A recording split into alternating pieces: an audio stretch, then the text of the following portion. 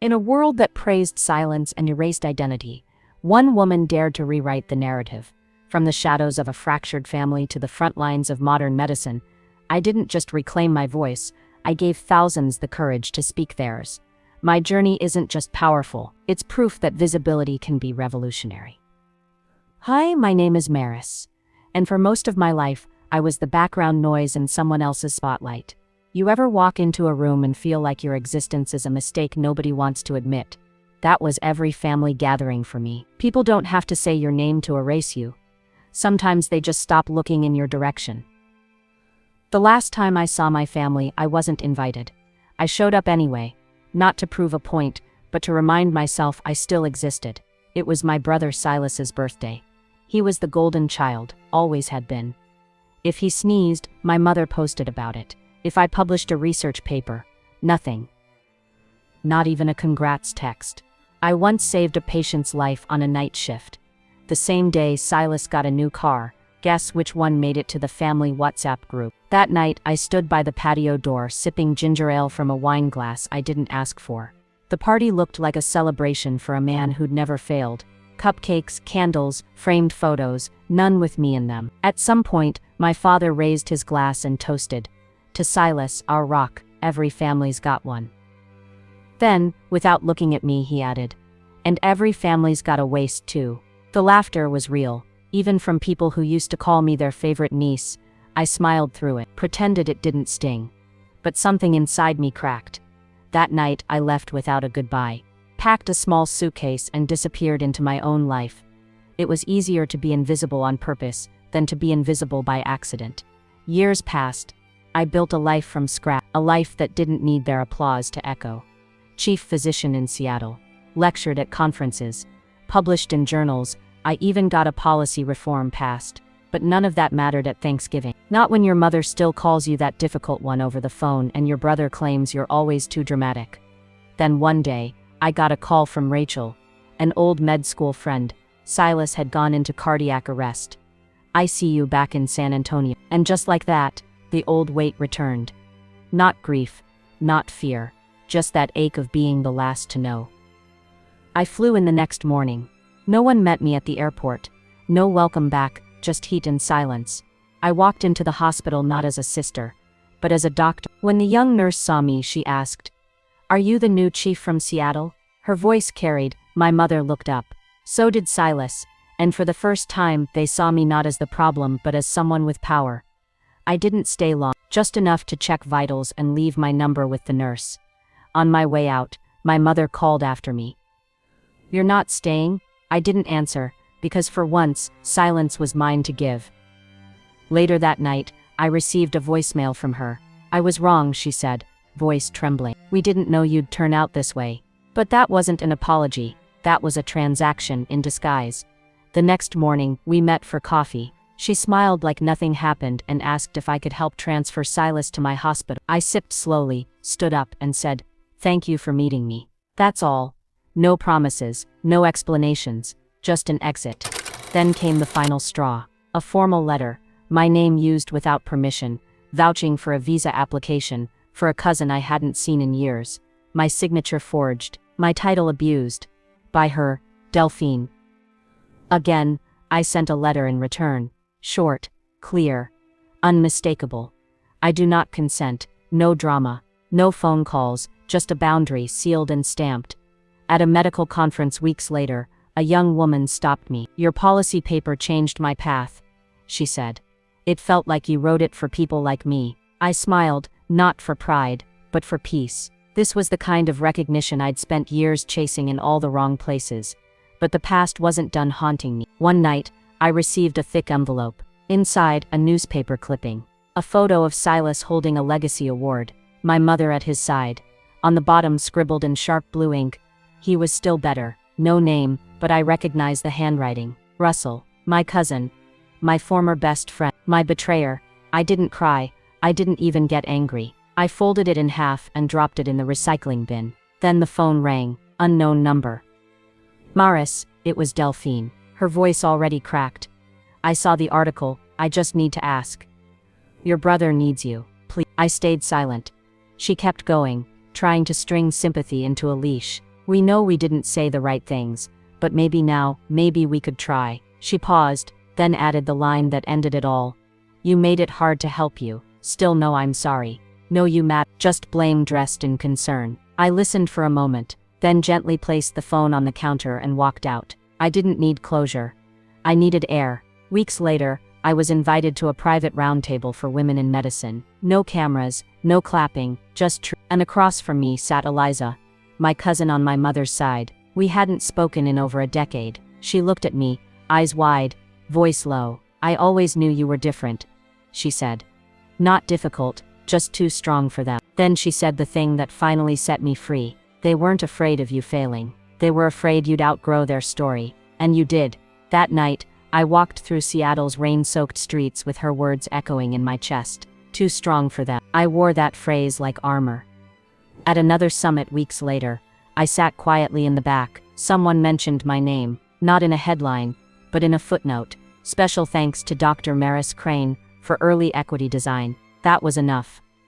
A young intern approached me after. I read your story, she said. It felt like you wrote mine. I smiled, not politely, but fully. Then write louder than I did, I told her. Don't wait for permission. That night, I opened my old leather journal. I wrote, not for anyone else, but to remind myself forgiveness is overrated. I chose clarity. I chose peace. I chose me. The next morning, I took a longer walk to work. The park was full of families taking fall photos under golden trees. I didn't think about the pictures I was never in. I just smiled. Because some stories don't end with reunions. Some stories don't end with open arms. Some stories end when we finally stop waiting for someone else to tell us we matter. They erased me, so I disappeared, and then, I reappeared in the life I built. Without that, morning light filtered through floor-to-ceiling windows, casting long honeyed beams across my new office. My nameplate gleamed on the mahogany desk. Dr. Maris Crane, Chief Physician, Invisible Collective co-founder. It felt almost absurd, the rush of pride stirring in my chest. I poured coffee into a simple white mug and let the steam curl around me like a promise. Outside, Seattle pulsed with the steady rhythm of commuters and streetcars, the city waking up unaware of the small revolution humming in this high-rise corner. I ran my thumb over the leather journal, sitting beside the mug, pages upon pages of confessions, plans, half-formed dreams now stacked neatly in synchronized rows. Today, we were launching our first large-scale mentorship program, pairing overlooked medical students with seasoned professionals who'd once felt the sting of erasure themselves. I pictured Anna, the mother I'd saved last winter, now recovering in her bright hospital room, halfway around the world. If she could find hope in my intervention, then this program might ignite hope in hundreds more. At 9 sharp, I tapped my badge and entered the conference room. Chairs were arranged in a semicircle around a low stage. On each seat lay a welcome packet stamped with the Invisible Collective's green emblem. There, among the attendees, sat Sam the playwright, Priya the engineer, Malik the journalist. Faces that had once been strangers now beamed with anticipation. My pulse quickened as I stepped behind the podium. The microphones caught the faint rustle of paper, and a hush fell over the room. I used to think invisibility was punishment. I began, voice calm and steady. But I've learned it can also be power. I paused, scanning every face. Power to choose who sees you. Power to decide whose definition you inhabit. I spoke of academic journals that had once turned me away, of boardrooms where I was the lone woman of color. Then I told them about the first time someone told me I see you. A simple phrase that shattered a lifetime of doubt. When the applause came, it felt like the swell of a thrilling tide, pulling each of us close. We spent the morning sharing strategies, how to claim speaking slots, how to negotiate for deserved credit, how to draft nomination letters for awards that had eluded us. In small breakout sessions, I watched Priya beam when her patent-pending prototype earned validation from a mentor. I saw Malik lean forward, notebook in hand, as he mapped out his next investigative series. Each success rewrote a piece of history that had tried to bury them. By late afternoon, exhaustion mingled with exhilaration. As I packed up my notes, a young woman approached a second-year student, clutching a battered laptop sticker spangled with phrases like "future doctor" and "this place needs change." Her voice shook when she spoke. "Crane, you don't know me, but your reform paper saved my research department from being cut." She lifted her head and smiled. "You made me believe if I kept fighting, they'd have to notice me." My throat tightened. I swallowed and said, then keep fighting. And when you win, reach back and pull someone else forward. That evening, the city lights glittered like distant stars as I rode the monorail home. I traced the neon reflections in the rain-slick windows and felt an unfamiliar flicker of longing, not for the family I'd left, but for the person I'd once been too scared to become. I thought of the empty seat at Silas's party, the recycled clipping, the voicemails I never answered. None of it held power over me anymore. Each blow they delivered had become the scaffolding for a new life, stronger, higher, more expansive than I'd ever dared imagine. In the solitude of my living room, I unlocked the door to my studio apartment and was greeted by shelves of medical texts, journals, and art I'd collected on travels. A photograph of Eliza and me grinned from the mantel, our arms thrown around each other after that first round table. Next to it, a Polaroid of Anna, clutching her newborn daughter, the caption in my handwriting, "Invisible no more." I slid open my laptop and began drafting the next phase of our nonprofit, a traveling symposium that would take our message to every corner of the country, from rural clinics in Montana to inner-city health centers in Detroit. 2 weeks later, I found myself standing before a vast warehouse in Portland, Oregon, its brick walls echoing with the hum of fluorescent lights. We'd converted it into a makeshift gallery for Erased and Revealed, an exhibit showcasing portraits and personal essays by people who'd been written out of their own stories. As visitors milled through, some paused to read my own submission, the essay that began, "I was the waste, the mistake, the footnote." I watched tears pool in strangers' eyes as they traced my words. A volunteer once overlooked by every gallery board in his hometown approached me and said, "Your courage gave me permission to hang my piece." I nodded, heart swelling. This was exactly what I'd set out to build. Backstage, I caught sight of a familiar figure slipping through the crowd. Eliza. She swept me into a tight embrace, whispering, "You're unstoppable." In that moment, I realized the true scale of my reinvention. I'd gone from background static to force of nature, and I was only getting started. Yet as the applause from the opening night reception still echoed in my ears, a single doubt whispered at the edges of my mind. If I'd claimed visibility so fiercely, what price might unlooked-for attention bring? The next morning, a headline on my phone read, "Family Drama. Why Maris Crane Cut Ties Completely." Below it, a flurry of clickbait promised untold secrets and explosive interviews. My pulse quickened, but instead of panic, I felt a calm resolve. Let them chase a story they'll never find. I'd already written the one that mattered. That afternoon, I convened with the Invisible Collective board via video call. Sam, Priya, Malik and others filled the grid, their faces bright with ideas. We discussed expanding scholarships, launching a legal aid fund, and publishing an anthology of the most compelling narratives from Erased and Revealed. When we wrapped up, I sat back and watched as little green checkmarks marked each completed agenda item. The collective was humming like a well-tuned instrument, proof that shared purpose could outpace any scandal. Later, I slipped out for a walk along the waterfront. The Puget Sound stretched out in slate blue calm, tugboats passing in the distance. I closed my eyes, felt the salt air on my skin and whispered to myself, "I matter." Not because my family said so, not because the media tried to manufacture a story, but because I chose to stand in the light and refuse everything else. The waves lapped against the pilings, rhythmic and insistent. Show up, show up, show up. A year into the Invisible Collective's journey, we hosted our largest summit yet, thousands of attendees converging on downtown Seattle for panels, workshops and storytelling booths. My keynote speech was streamed live to over 50,000 viewers. As I approached the lectern, I spotted a camera operator from a major network, someone who had once ignored my research calls. I smiled at him as if to say, "I'm not waiting anymore." I began, "When we stop waiting for someone else to tell us we matter, we unlock the power to rewrite every part of our narrative." Behind me, screens glowed with images of every person who'd ever been driven into the margins.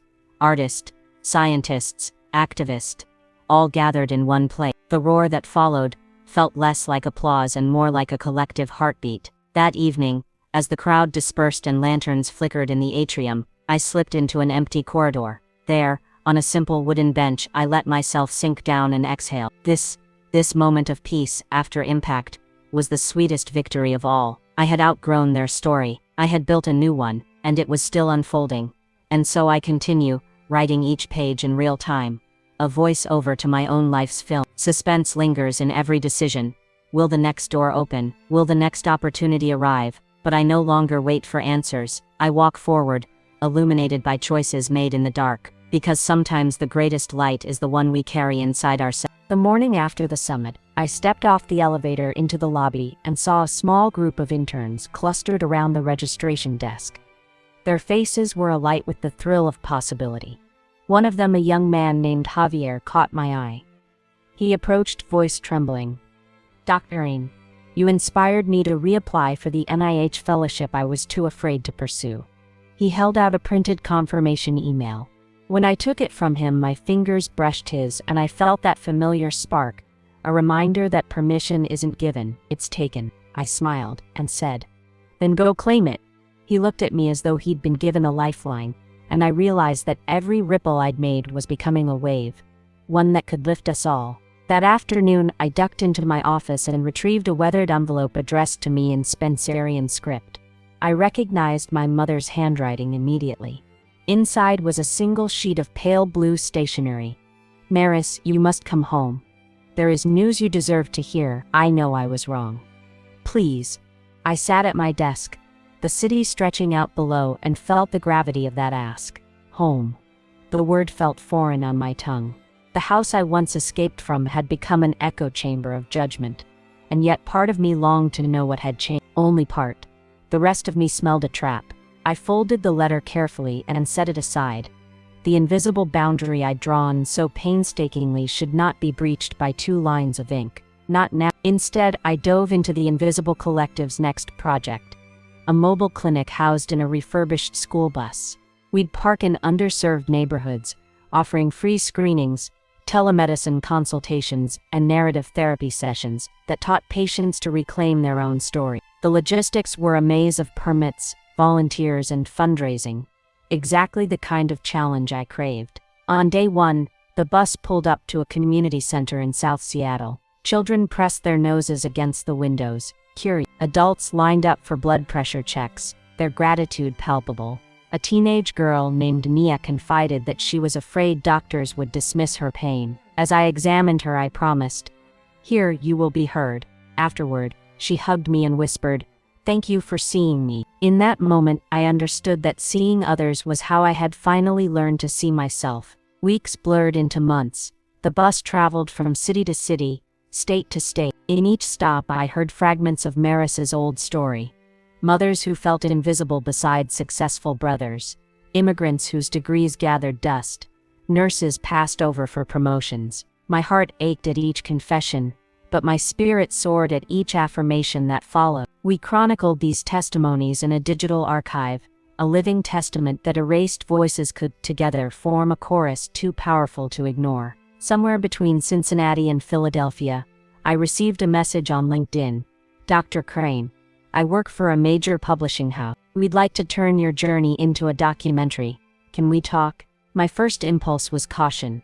Exposure had threatened me before, but then I thought of Javier, Nia, and the thousands we'd reached. A documentary could amplify every pulse of our mission. I agreed. When cameras arrived in Seattle, they followed me from morning rounds to strategy sessions, from late-night conference calls to quiet moments in my apartment lit only by candlelight and journal pages. I spoke candidly about the birthday party I never left, the jobs I fought to earn, the boundaries I'd built. I realized as I spoke that this wasn't just my story anymore, it was ours. I glanced out the window of my downtown high-rise and saw a billboard across the street. My face filled half the screen alongside the words, "Maris Crane, Rewriting Visibility." Below, a QR code linked to our collective's website.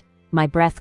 The billboard's glow reflected in the office windows opposite, multiplying into dozens of turning eyes. Some colleagues might have panicked at that level of visibility, but I felt only calm. This light was the right kind.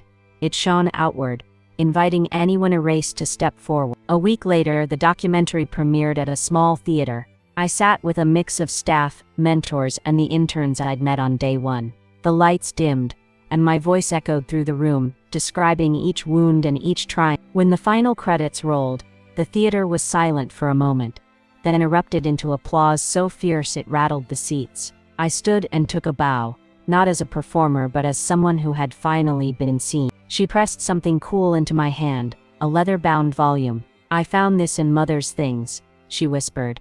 It was our mother's old journal, the one she kept when she was my age, filled with dreams she never chased and regrets she never voiced. On the spine was engraved, Delphine, Crane. She wanted you to have it, Eliza said. Maybe now you both can finish your stories. My throat tightened. The journal was a bridge I never thought I'd cross. Her handwriting was neat, hopeful. I will be remembered for something more than my children's shadows. My heart swelled with both sorrow and compassion. I realized that invisibility was not only thrust upon some, it was chosen by others out of fear. And fear could be born from love, from regret, from the ache of not knowing how to say the right thing. I closed the journal and sent a single text to my mother. Thank you, I'll read it. No other words. It was the smallest apology I could accept, and the first olive branch in a decade. I didn't expect immediate reconciliation, but I believed in the power of stories to heal. In the weeks that followed, I juggled the collective's growth, the documentary's press, and Delphine's stories, which revealed her own battles with expectations she never asked for. Each entry I read peeled back a layer of the woman who'd erased me and who'd also been, in her own way, erased by the very standards she upheld. By year's end, I stood again on a stage, this time at my own family's doorstep. I carried Delphine's journal in one hand, and my own in the other. Behind me was a camera crew filming a special reunion episode for the documentary. My mother opened the door, eyes wide. She didn't interrupt when I spoke. I've read your words, I've read mine. There's space enough for both stories. Then I offered her the seat beside me. No grand speeches, no demands, just a seat. She hesitated, then stepped aside to let me in. Inside, Silas hovered in the background, silent as if unsure how to play his role. I smiled and said, I'm here. That was all the permission anyone needed. And so I continue, still the author of my own visibility, still the torchbearer for everyone who thinks they have none. Some doors remain closed, and some scars remain tender, but I know now that erasure is never final, and that the bravest act is to show up anyway. My narrative is still unfolding, each new chapter darker, brighter, richer than the last. And when the credits finally roll, I hope someone watching will hear my voice and know you matter. The world will try to tell you otherwise, but you matter. The world will try to tell you otherwise, but you matter. The next morning dawned with the soft promise of possibility, and I found myself at the edge of a small dock overlooking Lake Union. The water was glassy, undisturbed, reflecting the pale pink of sunrise and the faint outlines of houseboats bobbing gently. I took a deep breath, letting the cool air fill my lungs, and closed my eyes. For a moment, I simply existed, untethered by expectations or demand. Then I opened my journal and began to write a new entry.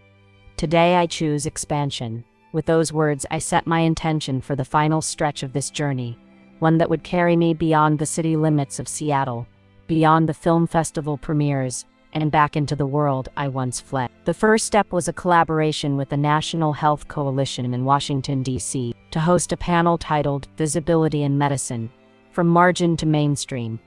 I flew across the country, carrying only a carry-on, and in my leather journal, the pages worn at the edges from constant turning. When I arrived in the capital, the weight of history pressed around me. Marble halls and monuments to leaders who'd reshaped the nation. I felt a familiar thrill of possibility. In the conference room, panelists from every background took their seats. A Navajo surgeon, pioneering telehealth in reservation clinics. A trans nurse advocating for inclusive policies. A refugee epidemiologist modeling pandemic response. As moderator, I wove our stories together, drawing lines from our shared experiences of erasure to the collective power we'd harnessed when we spoke as one. The room hummed with energy, and I knew the ripple we'd started in Seattle was now a wave that stretched across state lines and culture walls. After the panel, a dedicated aide approached me with a folder stamped confidential. Inside lay drafts of a congressional bill proposing funding for mentorship programs like the one I'd helped create. My breath caught. Here was proof that a single voice, once drowned out, could echo into the halls of power. I reached into my pocket for my mother's journal entry, an essay she'd written about her own fears at my age, and read aloud its final line, "I will step into the light, even if it scares me." I looked up at the rows of listeners and said, "This is why we fight, so every story can find its voice." The applause that followed felt less like noise and more like a chorus of affirmation. From Washington, I journeyed to New Orleans for the launch of our documentary on public television. Traveling by train allowed me to watch the country shift from dense urban skylines to flooded bayous and wildflower fields. Each mile felt symbolic, as if I were bridging every gap between who I was and who I'd become. When the documentary aired that evening, I watched from my seat at home, my mother's journal lying open on the coffee table, her hopeful words echoing in my mind. Seeing my own story woven with others' stories of resilience, of reclaiming identity, brought tears I no longer. It was one thing to stand on stages and talk about visibility. It was another to witness that conversation ignite living rooms across America. Messages poured in. Medical students who felt seen for the first time. Parents who found the courage to tell their children they mattered. Colleagues who realized they could ask for the recognition they deserved. Each ping on my phone was a heartbeat, a reminder that no one was ever truly alone. Home called again when I received an invitation from Delphine to speak at the community center in San Antonio, where she'd set up a reading group using her old journal as a guide. The thought of returning to the place where I felt most erased stirred a swirl of emotions. Dread, curiosity. I booked a flight and landed under the blazing Texas sun, the airport humidity wrapping around me like a challenge. At the center, rows of folding chairs awaited a small audience, neighbors, cousins I barely recognized, women clutching copies of Delphine's journal. When I stepped to the podium, I felt a shift in the air as though the room held its collective breath. I began by thanking Delphine for her courage in sharing her story, then turned the pages of her journal to reveal our shared longing for purpose and belonging. I spoke of forgiveness not as surrender, but as the act of liberating ourselves from old wounds. Afterward, a hush fell over the crowd before breaking into the softest, most genuine applause I had ever heard. In that moment, I knew that the chasm between us had narrowed, not erased but bridged by empathy and truth. Later, Delphine and I walked through dusty streets to a small cafe that overlooked her childhood home. We sat in silence for a while, sipping iced tea and watching the sun cast long shadows. Then she spoke. "I was so afraid of letting you in that I built walls around us both." Her voice trembled. I reached across the table and took her hand. "I needed you to see me," I said softly. She nodded, tears glistening at the corners of her eyes. "I see you now, Maris, and I'm proud." That night I lay in the hotel bed, thinking about how even the smallest gestures, reading words, offering a seat, sharing a stage could dismantle decades of distance. On my last day in Texas, I visited my brother Silas in the ICU. He was awake, wires and tubes surrounding him like silent witnesses to his fragility. When he saw me, his eyes widened in surprise, then glowed with something like gratitude. I pulled up a chair and held his hand. We didn't need many words. In the quiet that followed, we acknowledged the spaces that had separated us, and the choice we now had to write a new chapter. As I left the hospital, I carried with me a sense of completion I never thought possible. Back in Seattle, winter had returned, frosting the rooftops with soft white powder. I braved the cold to stand once more on the dock at Lake Union, the same spot where I had made my morning vow. This time, I simply watched the frozen expanse, knowing that risk and reward were twin edges of the same blade. I closed my eyes and whispered to the wind, "I am here, I am visible, I belong." The ice beneath my feet cracked faintly, reminding me that even in stillness, transformation continued. The final scene I envision in this unfolding story is simple. A large round table set up in a sunlit hall, chairs filled with men and women of every age and background. I stand at the head, not as the sole voice, but as a facilitator of countless voices. We lean in as someone else begins to speak. A young teacher who once doubted her worth, an engineer who reinvented a community's water system, a poet whose words now hang in gallery. Their stories flow around the table like a warm current, each affirmation lifting us higher. As I listen, I feel a quiet joy settle in my bones, the sweetest kind of ending because it is also a beginning. The camera would pan up to the skylight, where sunlight streams in, illuminating the table and every face gathered there. A soft voice mine would close. We began invisible, but together we scripted our place in the world. This is proof that no one is ever beyond recognition when we choose to see each other. And with that, the screen would fade to light, leaving the echo of our voices resonating in the hearts of those watching, carrying them forward into their own stories visible at last. If this story touched you in any way, don't leave without joining this community. Hit that subscribe button, like this video, and share it with someone who needs a little hope today. Because here, we don't just tell stories, we remind each other that pain doesn't have the final word. Thank you for watching.